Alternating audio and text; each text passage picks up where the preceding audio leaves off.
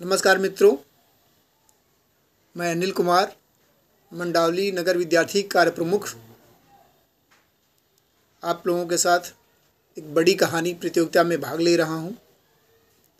जैसा कि आप लोग जानते ही हैं कि कहानी वह एक विधा है जिससे समाज में एक अच्छा प्रभाव जाता है और समाज लोग कहानियों से सीखते हैं।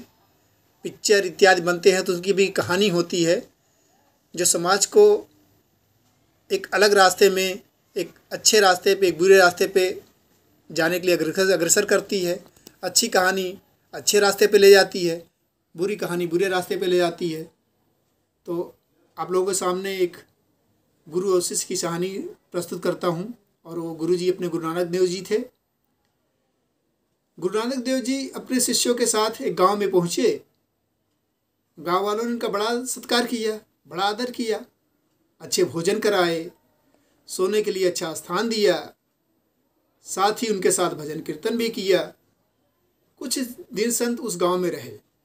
जो गुरु नानक देव जी थे कुछ दिन गांव में रहे। जब वे गांव से जाने लगे तो गांव वालों से कहा, आप सभी नेक और अच्छे हैं, आप लोग पूरे देश में बिखर जाइए। फिर संत एक दिन वही गुरु नानक देव जी दूसरे गांव में पहुंचे। उस गांव के लोगों ने उनका आदर सत्कार नहीं किया। गुरु नानक देव जी का उल्टा उनका तिरस्कार कर दिया। ना तो खाने को दिया और ना ही से उन्हें सोने की व्यवस्था की। इतना ही नहीं, साथ में उनको बहुत ही भला बुरा कहा, उल्टा सीधा कहा, यहाँ तक कि उनको ढोंगी भी कहकर अपमानित किया। फिर भी नानक जी उनके व्यवहार से प्रभावित नहीं हुए और कुछ दिन उस गांव में रहे। पर गांव वाले थे, सुधरने का नाम नहीं लेते। कोई सुधार नहीं हुआ गांव वालों पे। जब गाना जो बुरे वाले लोगों से गांव से जाने लगे तो गांव वाले से कहा, तुम लोग यहीं रहो।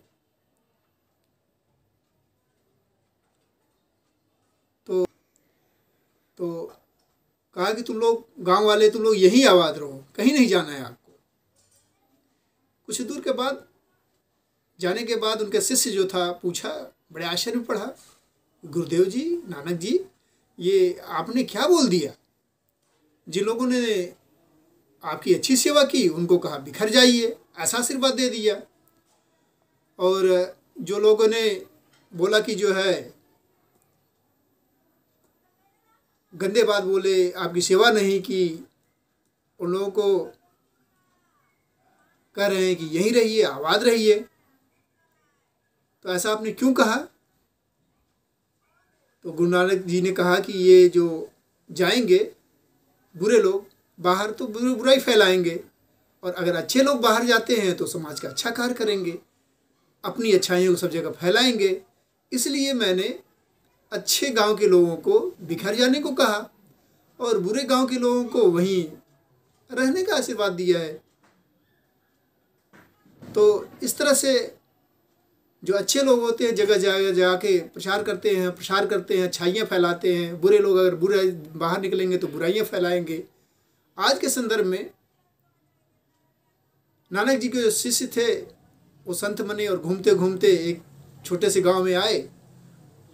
और वहाँ जो गुरु नानक जी के बने संत जी बड़े आश्चर्य में पड़ गए, क्योंकि गांव में एक विचित्र सी गंध थी और बीच बीच में कहीं कहीं से धुआं उठ रहा था। जैसे जैसे गुरु नानक जी के संत आगे बढ़ते गए, गंध और धुआं और भी बढ़ता चला गया। बीच चौराहे पर पहुंचकर संत ने देखा कि बहुत से लोग वहां लगे असंख्य पत्ते वाले एक बहुत बड़े पेड़ पर चढ़े हुए हैं और उस पेड़ के हरे हरे पत्ते को तोड़कर नीचे गिरा रहे थे।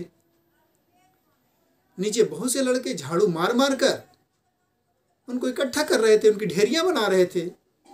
कई स्त्रियां भी उन पत्तों को बड़ी बड़ी ढेरियां बना रही थी और उन ढेरियों को सभी लोग मिलकर आग लगा रहे थे। संत ने एक आदमी को बुलाकर सारा माजरा जानना चाहा कि भाई क्या बात है यहाँ पे। उस आदमी ने बताया कि हमारे इस पेड़ के पत्ते बहुत दुर्गंध देते हैं, इतनी दुर्गंध कि हमारा जीना बहुत मुश्किल है।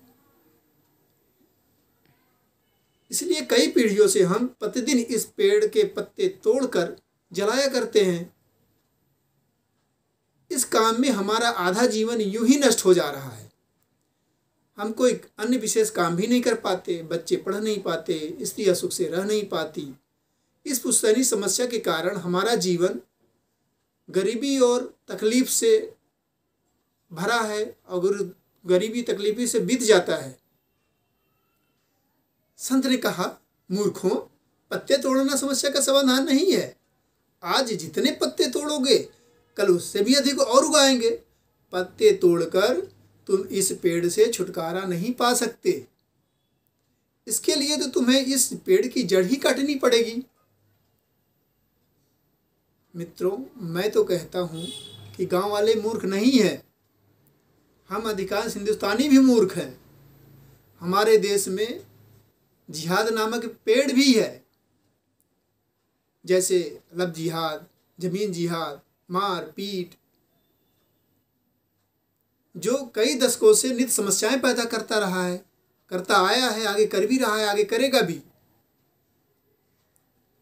हम भी उन लोगों की तरह पत्ते तोड़कर समस्याओं का समाधान करने का प्रयास करते हैं, समस्या की जड़ तो काटते नहीं हैं। जगत में इस्लामिक कट्टरता ही वह पेड़ है, आसमानी किताबें ही इस पेड़ की जड़ हैं,